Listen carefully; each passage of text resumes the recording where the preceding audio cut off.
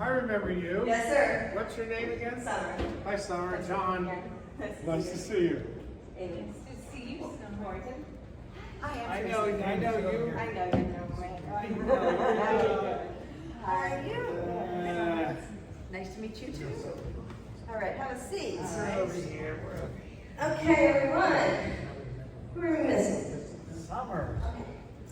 All right, guys. Welcome back and welcome for the first time in today's the day. Let's start off by talking about you all personally. Can I? I would love to know about your acting journey. I want to know how you got involved in acting. Wow. Are you on? Start with John. We only have 3, so we're going to be passing. Okay. Well, you know, actually, I was at college, and my younger brothers were doing TV commercials, and I didn't like college. Hello. It's on. But you can sort of hear it anyway. Anyway, I was at college, and my brothers were doing TV commercials, and I got sick of college, and so I quit after 2 years. And I went to New York, and I met their agent, and he said, you know, you could do TV commercials, and I did. I started to do a few, and then he said, you know, you'd probably be better at this if you took acting classes. And I hadn't really thought about that, and now I'm like, you know, 23 or whatever, and so I started taking acting classes at the HB Studio on Bank Street in Greenwich Village, and it sort of went from there. I got a play, I did a Who's Afraid of Virginia Woolf all up and down the East Coast, and you know, and then I started to get work in soaps and stuff like that, and then I came out to Los Angeles in like 1978, I guess it was, and I started working out here, and then in 1980, I got a movie called Friday the 13th, Part 2. What movie? Friday, let me just explain here. Friday the 13th, Part 2. Yeah. And anyway, that was how I started. And the rest is history. And the rest is, yeah, that's right, that's right. You're up. Okay. When let's see. I was born in a little Oops, sorry. Oh my God. We don't need to go back that far. I'm trying to decide how far to go back.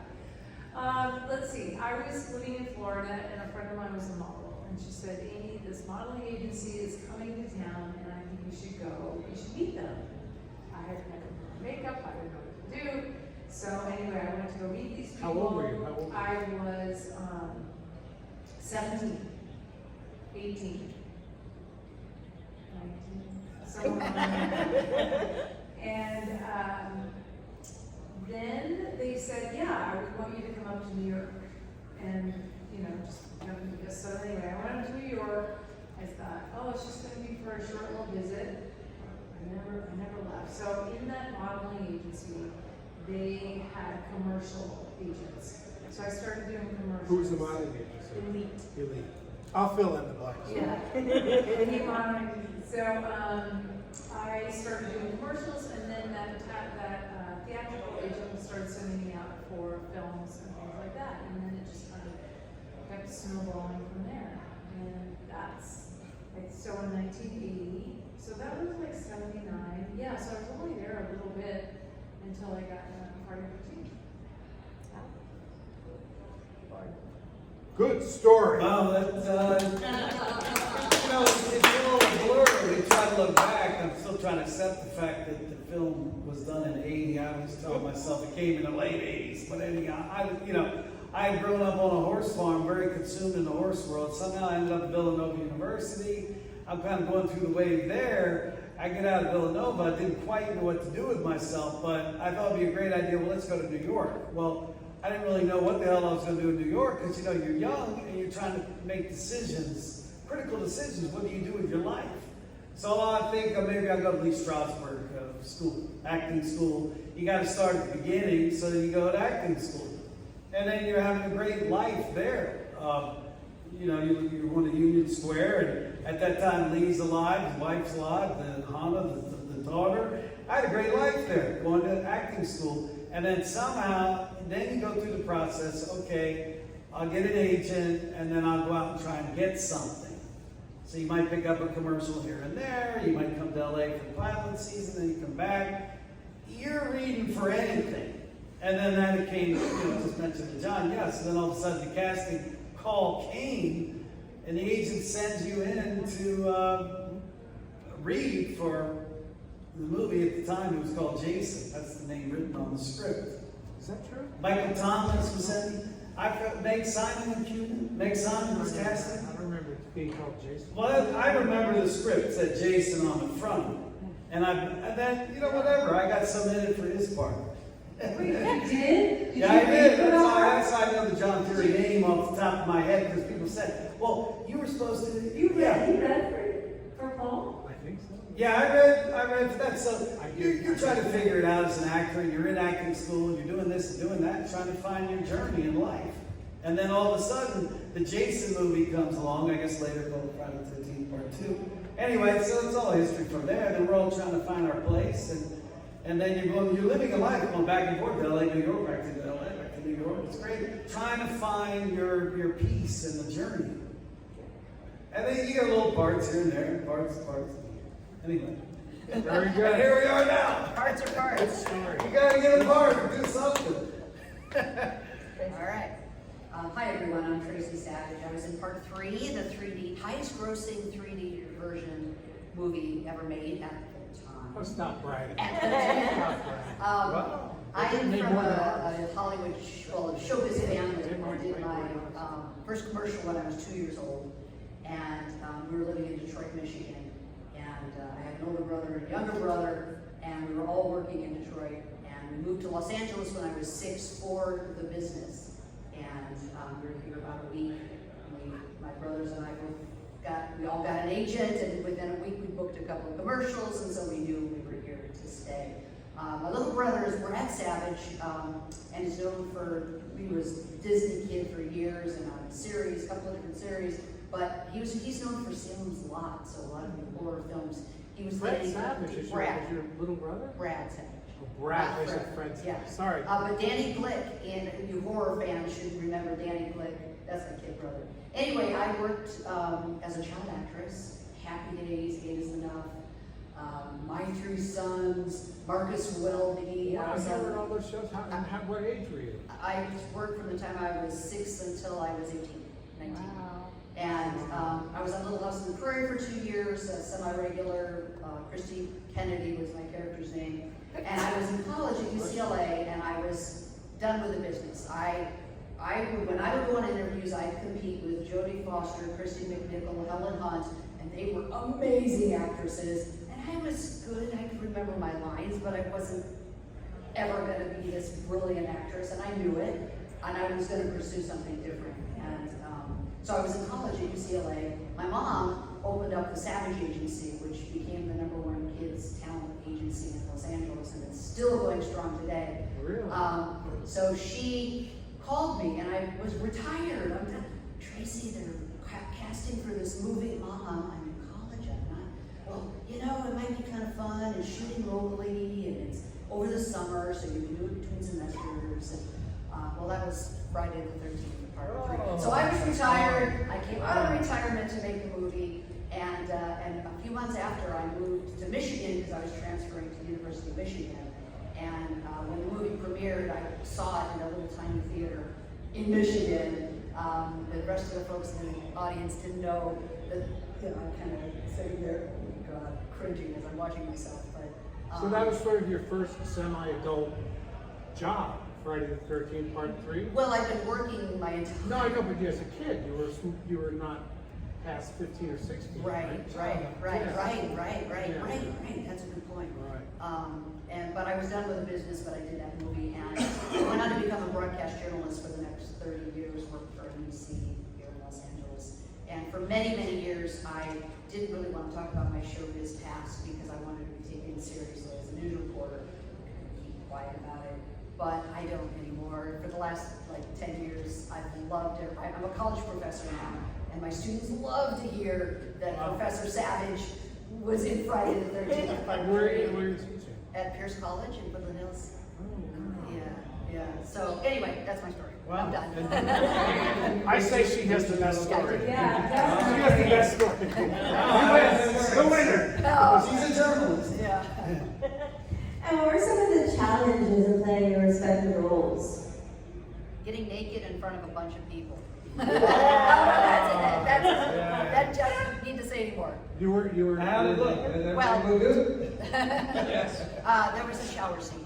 Oh. And I was 18, and I had to negotiate it for myself. Like, I didn't have my mom on set to protect me, and so I had to Well, stay. didn't you know going in? I that before you did, got I the part, did, you were yes, gonna have to yeah, do but that? you know, what you say and what they say and what they, like, there was a sex scene, and I knew I was gonna be a TV journalist, and I didn't want a shot of my face while having sex with some guy in a movie that's gonna haunt me for the rest of my Wow. career. So Wow. I said, you're gonna, and I taught this, I did at 18, I said, you're gonna shoot my feet, and that's all you're gonna see in that scene. So, you know, I just did not want a close-up shot of my face as I'm having sex. So was that a discussion with Steve? Yeah. And Steve Ben, Myers. the director, and Mancuso. Man, wow. So that was the It's kind of story. an hard decision, you know, it's fun, much more interesting. Yeah, it was, So you were having sex and you looked at your feet. yes. How were the sound effects? I don't- Married to that. I don't know. I had a foot stand in. What were your feet doing? Were they, Yeah, they pretty much were, yeah. They're doing this, good. Yeah. Great. What challenging part of playing Jason? Well, obviously it's going to be, blasting through the window to go after Amy. Remembering And dialogue? up until that, obviously, no, I'd never done that before. I was not Mr. Stuntman coming to Kent, Connecticut from Hollywood. No. So it was almost learning as you're going. Yeah, so, yeah, it was pretty shocking. But it was quite an experience that we're still talking about. Yeah. And people love it. They do. So it's quite a memory, quite a chapter. They do. The most challenging part of the Playing film, Jenny. of playing Jenny? Or the film, you know. Yeah, John, having to tolerate John, day in and day out. Never ending. Um, Get up, there's John. I go to Yeah. bed, there's John. You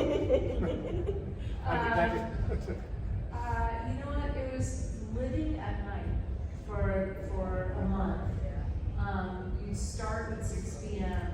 and then you'd finish at 6 a.m. and running, and it was cold and being afraid the whole time, and being on adrenaline. That was definitely the hardest part. There's something about films that I was thinking about the other day that I really miss the camaraderie of the crew. It was always really fun to have a group of people where you're all kind of aiming and trying to pull something together and trying to complete it on time, and I don't know, that was a great part. So And we were change all the subject. sort of trapped in Kent, Connecticut. I mean, people weren't going home and coming back the next day, and everybody was sort of there. You're like, all the trapped time. at camp. You're trapped You're in all cold, you're all hungry, you're all tired, you'll get goofy. Why did they shoot? And you couldn't see at the end of the scene, you couldn't see it played back to you. Because they would shoot it, and then that film yeah, there was content no would playback. later have to get developed somewhere and made into a print. You just kind of. So where today you work, then you're gonna write up and go look at it, and they're gonna play it right back on the monitor and see if they got the shot. Well, it's So playback we anyway. had no idea if they got it or if they didn't get it. Yeah, it was a bit of a mystery. Yeah. What was the best part? Jenny! Yeah, Amy was sort of the best part. Yeah, Amy was the best Say part. that again, what? Amy was the best part. Ah. Nice, good answer. Yeah. You used child psychology on him because he's such a That's sucker for it. But yeah, the same thing. The challenge of I thought we worked like 5 weeks at night, and then like a couple of weeks in the day, and making that transition. And I remember when we finished, I couldn't sleep at night that well, and all that. I could sleep in the day, and everything gets your biological clock gets backwards. And but like Amy said, it was fun getting to know people, and just sort of being on that set where people didn't get in their cars and go home and not work some days, and you don't see them for a week, and it was fun. And I still am friends with Steve Weiner. I still see Steve, and I played golf with him about 3 weeks ago, I think, or something like that. Am I saying I will. Yeah. I will. Why did they shoot it in Connecticut? I don't know. No idea. Money. Yeah. Because yours was the first film that was shot on the West Coast. The first two were Northeast. So that was quite a change. I guess. Yeah. It's a good deal to rent a whole camp at Camp Crystal Lake. So they had all these cabins, and everyone's living there. I'm sure that was cheaper than putting people in a hotel. And I think most of the people, not me, but I think most of the people they hired were from New York. So as opposed to part 3, I think most of the people are LA. So pretty much what I think they shot it in Kent. Beautiful little town. And if I'm not mistaken, didn't you go to that prep school briefly Yeah, I for went to a month school or there. a year or something? I was there a couple years before. Beautiful, like prep school, like really pretty prep school, right in Kent. And crazy enough, Amy went there. Did you go there for 1 year or 2 years? For like a year and a half. Year and a half. Then you flipped. It was a boarding school, no? Yeah. What grade was that? I went there 10th and half of 11th. Had you been living on the East Coast at the time? Yeah, I'm from the East Coast, I'm from right outside of Philadelphia. And then my parents split, so my dad went to Florida, and then at that time, I went to boarding school. Thank God, it saved my life. And that was Kent? And that was Kent. Oh. Yeah, interesting. And then I just went to Florida for vacation, and then, there was some finance issues with my dad. A couple of days before I was supposed to go back to Kent, he said, I can't afford to send you back. I'm like, what about? Anyway. It Was Kent co-ed? Yes. Oh, it was. So I didn't go back, and then I ended up taking a GED up in Bar Harbor, Maine. And then from there, then I pick up where the story picked up in Florida, going to New York. And then I was in New York for a while, and then I got cast in a series in LA. So then I was going back and forth. And one more question for Tracie before, Janita. Thank you. Before we turn it over to the audience, what were some of the challenges in filming in 3D? Well, it actually, the big challenge of shooting in 3D was that really 3D was the star. And it didn't matter if you read your lines right or not. It didn't matter if you had that perfect read. It didn't matter, when you would look to the director and say, it just didn't feel right.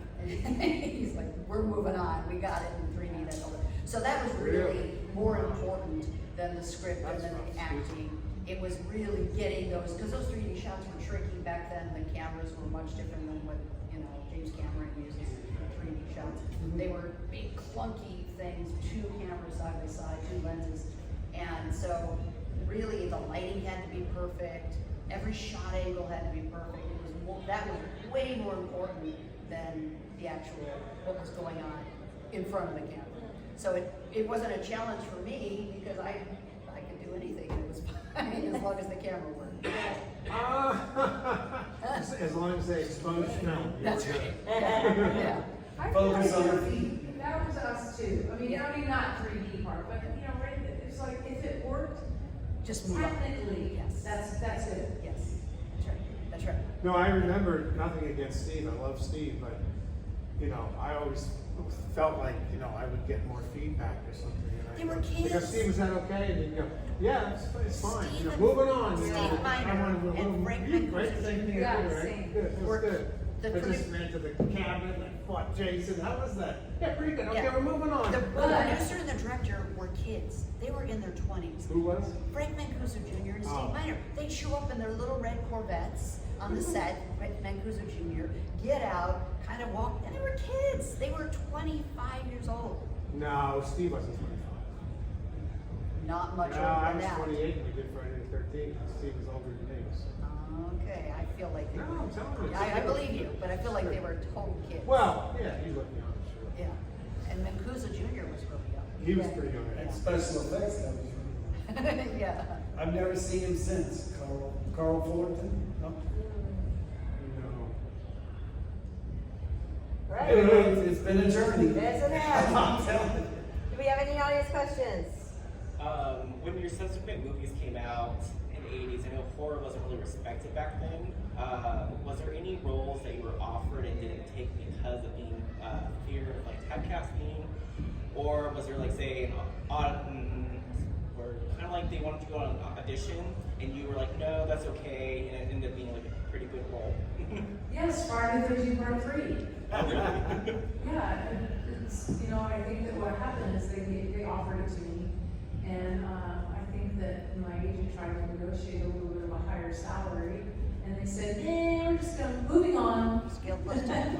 Yeah, and so, that one, and I didn't want to be typecast, and at that point, it was all the John Hughes films that I really wanted to be in, and Steven Spielberg, and I was just waiting for them to call me, but, so I was kind of scared to be typecast, but I wish I had done Part 3. Yeah, well, I think that's true of maybe all of us, is that we didn't think, this was going to be, it was a gig, it was a movie, and I was the lead, and Amy was the lead. It was exciting, but I didn't think like this is going to be an iconic movie or anything like that. I just thought like, oh, this is 7 weeks of getting paid. This is great, and here we are, all these years later. It's crazy. Thanks to you guys. I mean, you guys are great fans. It's amazing. Amazing. Hey. So you guys were talking about how difficult it was filming sex scene. Oh, very, very. I just wanted to let you guys know, her character, Debbie, Well, that's right. It was off camera, so really it wasn't. her character, Debbie, and her boyfriend, Andy, they were a committed couple. In fact, Debbie was pregnant. So it was actually, and it was done very well. It was done tastefully. And kudos to you for fighting for what you wanted. Close up on my toes. But Really? But the thing, the running Way joke before was me that- too, right? The running joke was that the couple had to sleep in a hammock. So the whole thing was like comical and humorous. So and it came off like that. So it was done very well. Did you guys have a crew gift for those two movies? A what? Crew gift, like at the end, like a sweatshirt or a crew jacket, so with the logo and all that stuff. I got a rain. No. I got a jacket, a red windbreaker that had Friday the 13th. We all got red windbreakers. I still have them. It was balled up on the floor for 30 years. I don't remember getting anything, but I did take stuff from shoots all the time. Not from Friday the 13th. But I used to get suits and things like that, That's awesome.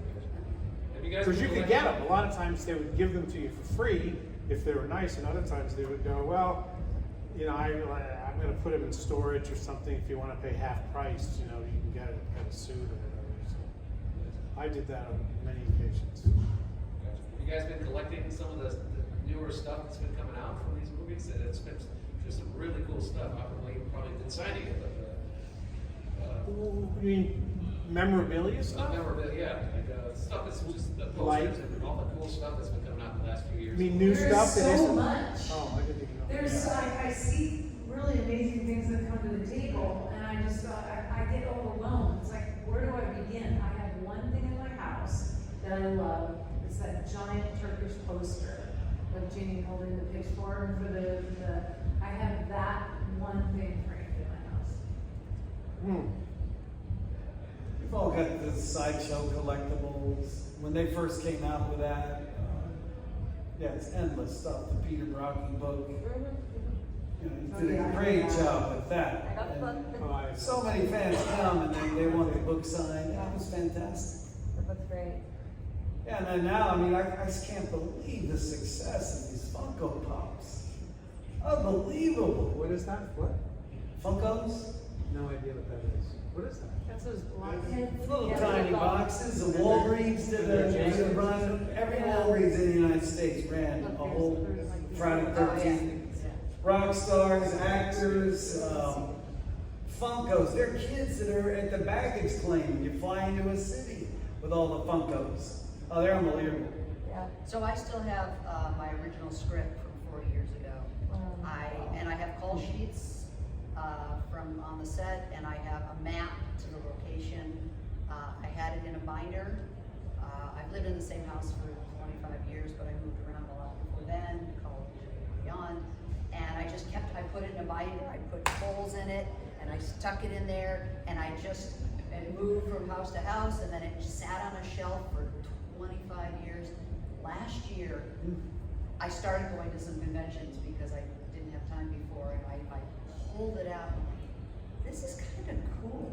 This is real. It has all my markings where I underlined my name, and I folded the pages of days that I wasn't working, and as I'm digging deeper, I found the call sheets that I'd saved, and I saved also, I was a journalist even then, I kept a handwritten one sheet that listed when I went on the first interview, bless you, and the callback, who the casting director was, who the special effects person was, when I went in for that, and how much I was paid, everything on a little handwritten thing that I saved that was tucked in there.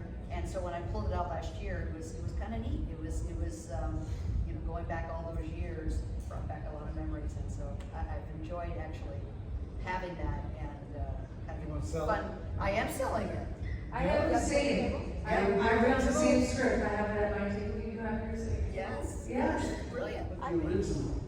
The original is in my binder. You want to sell You it? know, Come on. you know, Tracy, I'm gonna make a beeline for your table on my own. you got it. Seriously. Okay. You got it. Do you guys get paid anything for being in a part 3? 'Cause you guys Oh, are yeah. A Sure. little small. Right. So you guys could also say like you're part 3 as well, because you're in it technically. I'm in like 4 of them, like part 7, the final. I got a check like a week ago, and it was like 3 pages of stuff from Friday the 13th. Well, not 3 pages, but a lot. And you know, it was like $90. You know, it was like all these different usages. You know, but I still, you know, a bunch of them, and I never knew that either. Actually, a fan told me about that years ago. Someone said to me, you know, boy, you know, they use you in part 3 and then something in the final chapter, and because I never watched anything past part 3. But I said, really? And then, you know, cut to like 2 months later, I've called up the union and I'm getting a nice check from Paramount. Nice big fat check from Paramount. Good deal. Yeah, because nobody asked if they could use it. Nobody. So you weren't getting paid this entire time for the I use did of that get paid. I material? got a nice check because they sort of, there was back pay. And then another time they used a clip of me on the Tonight Show, and my sister told me about that, and nobody paid me for that, and then I got a good amount of money for that too. Yeah, so they weren't so forthcoming about using clips of people. You know. Yes, I got 3.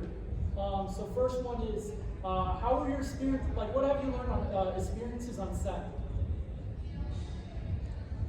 What do you mean? What do you Like experiences that you had, like on a movie set, like what have you learned, like life lessons that you learned? Something important. Be kind. Be kind. Patience. Don't be an asshole. Be professional. Patience.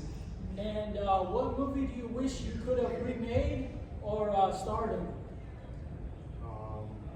I auditioned a bunch of times for Northern Exposure, and I still wish I had gotten that part.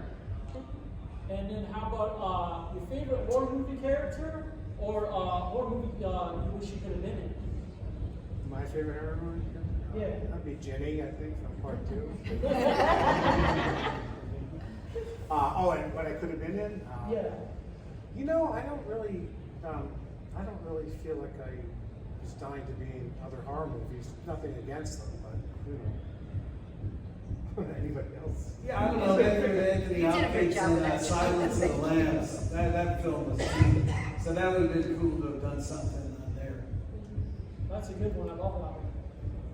I mean, I read for a lot of great films. I mean, I don't know what the hell happened, but I read for Endless Love. You know, and Martin Hewitt got it. I was going to school, Chris Atkins. Randy Kleiser put it in Blue Lagoon. I mean, so I was reading for good stuff. But it's hard. You're out here and you're running around with your resume and you're reading and reading and reading. And it's a big letdown. You don't get it. And you know, you might go back to New York and you might try to do something else, rediscover yourself.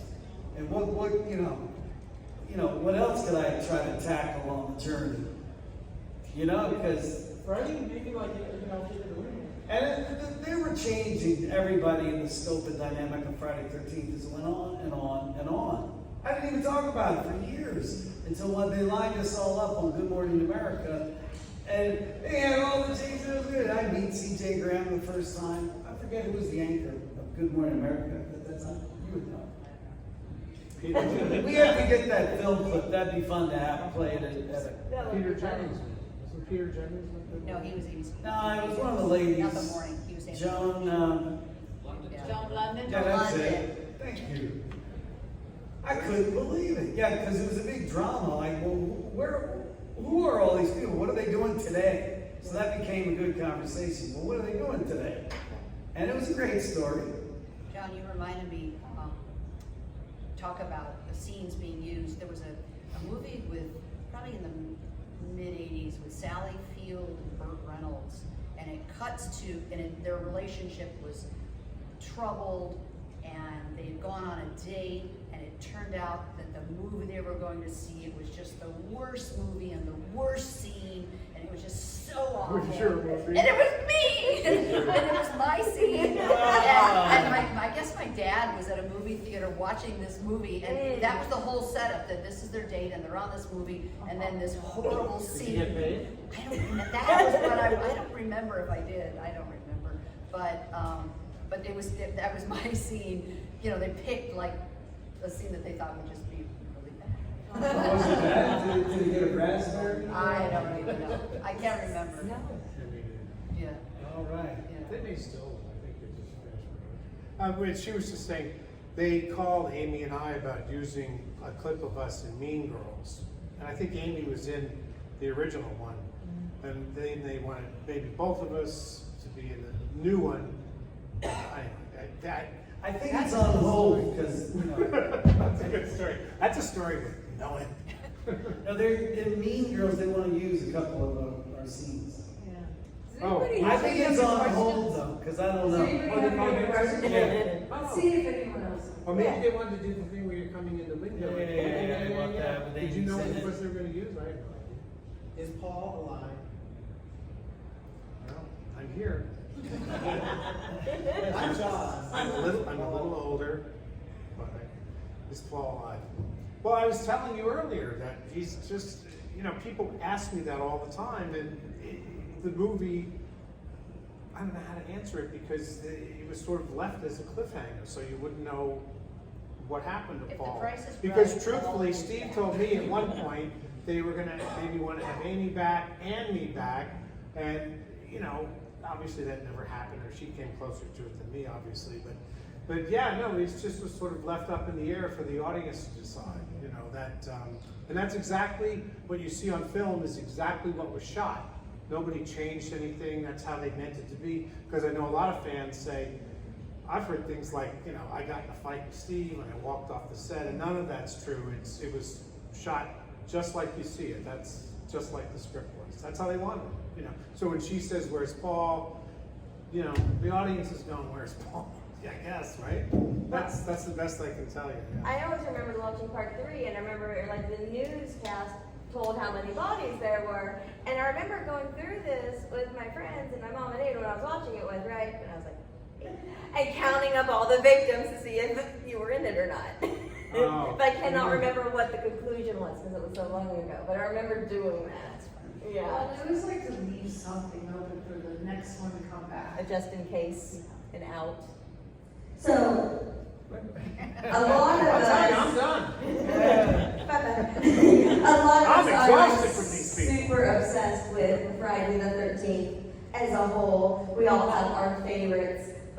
most of us have seen most of the installments many, many, many times in our lifetime. Is there a movie that you guys are obsessed with? That you will watch over and over and over again? You know what? That's funny you said that because I can turn on Shawshank Redemption at any fucking point in that movie and just sit there and watch it to the end. You know, it's crazy. I've probably watched that movie, parts of it 10 times, and the whole movie, 3 or 4 times. That just came to the top of my head. Anyway. I can watch any of the classics. Dr. Zhivago. Yeah. I love Gladiator. That's really inspirational. The Bond films, we'll always watch them and they're fun. Because as a young man, then you identify with that hero. It's kind of fun hero. Keep watching it. Not yet. Chitty Chitty Bang. Oh, yeah. You know, I'm not a huge movie or TV watcher.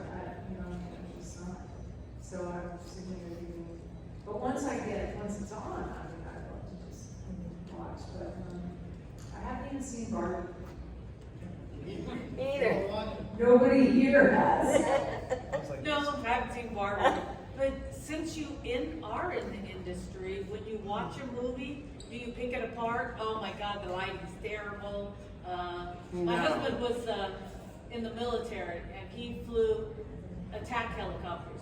So anytime he watches a war movie and there's an attack helicopter in it, he picks it apart. Do you guys do the same thing watching a movie?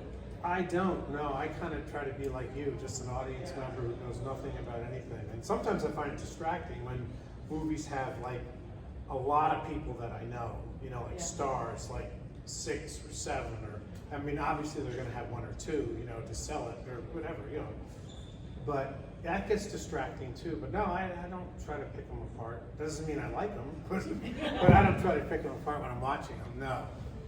You guys? I think I get really distracted by really bad lighting, really bad acting, and really bad dialogue. Yeah. For sure. I can just be really judgmental and terrible. But I hope that when I don't get distracted, when it's just kind of mesmerizing, that I love. I hate when they Yeah, make. bad acting, and you look at it going, how the hell did they get that part? Sorry. No, it's I okay. don't know what your feet to get excited.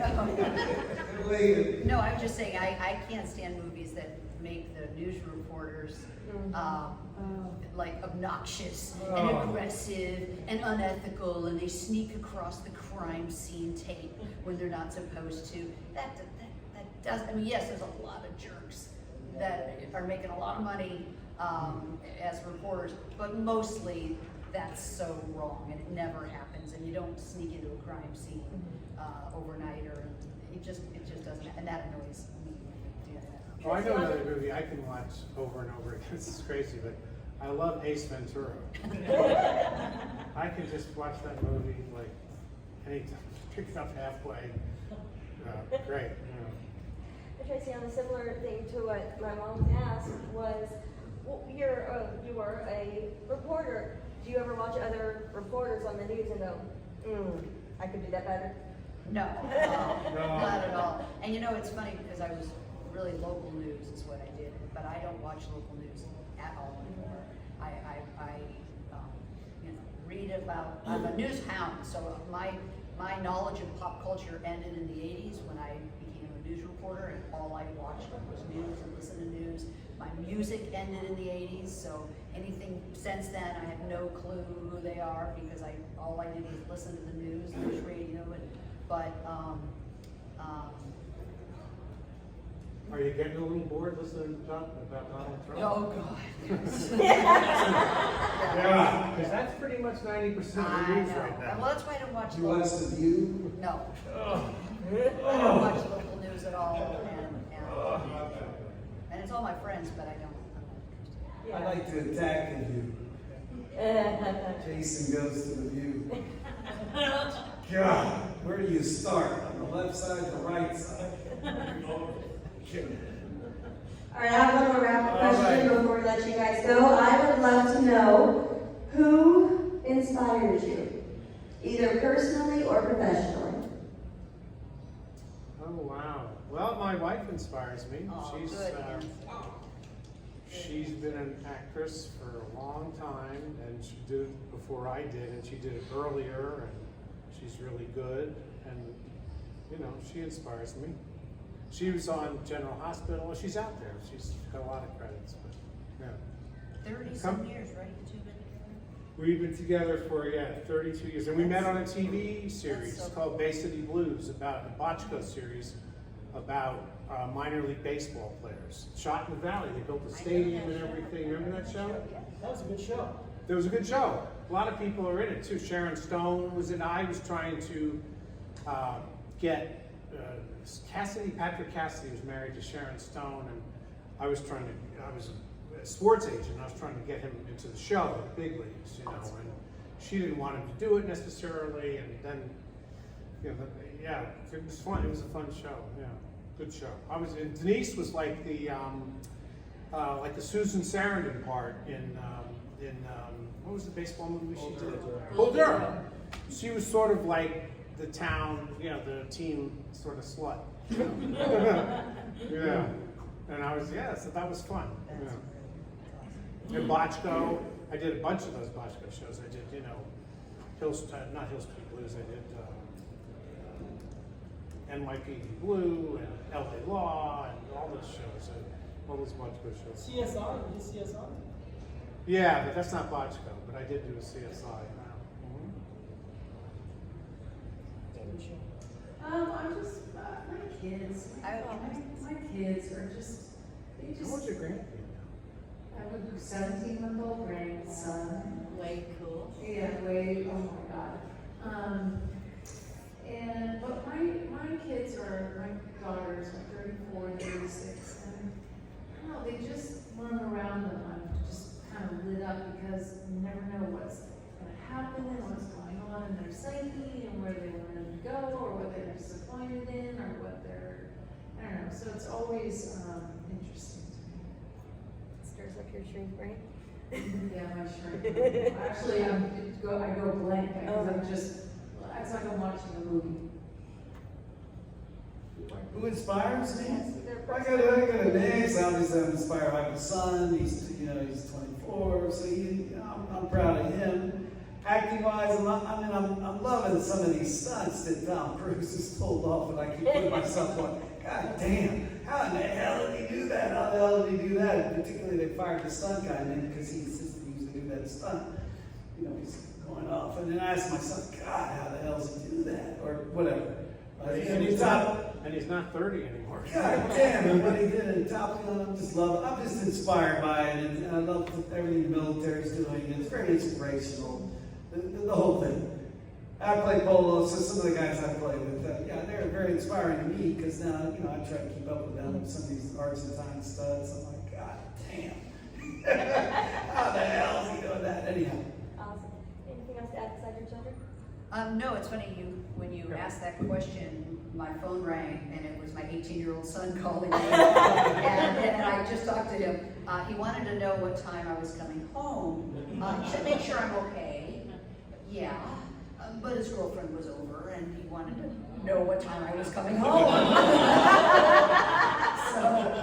It's so funny. It's like, you're not checking up on me. You don't really, you just want to know what time I'm walking in the front door. Yeah, that was my son inspires me. Aw. Congratulations. All right, everyone, give it up.